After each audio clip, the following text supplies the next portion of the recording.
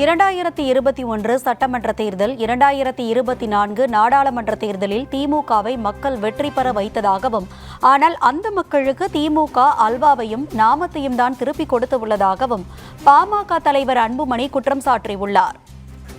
திமுகவுக்கு நீங்க தொடர்ந்து 3 முறை நீங்கள் வாக்களித்திருக்கிறீர்கள். 3 பெரிய தேர்தல்கள். உள்ளாட்சி விட்டுடுங்க. 2019 நாடாளுமன்ற தேர்தலில் திமுகவுக்கு நீங்கள் தமிழ்நாடு, பாண்டிச்சேரி உட்பட 40ற்கு 39 தொகுதிகள் திமுகவுக்கு வெற்றியை கொடுத்தீர்கள். 2021 சட்டமன்ற தேர்தலில் திமுகவை ஆட்சியில் அமர்த்தினீர்கள். 2024 நாடாளுமன்ற தேர்தலில் திமுகவுக்கு 40ற்கு 40 வெற்றியை கொடுத்தீர்கள். கடந்த 3 தேர்தல்களில் தொடர்ந்து திமுகவுக்கு வெற்றியை கொடுத்தீங்க. அவங்க உங்களுக்கு திருப்பி என்ன கொடுத்தாங்க?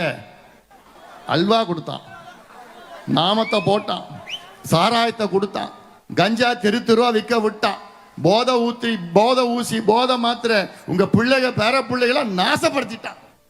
இன்னும் ஒரு முறை அவங்க ஆட்சிக்கு வந்தாங்கன்னா உங்க பிள்ளைகளோ பேர பிள்ளைகளும் நீங்க மறந்துடணும்.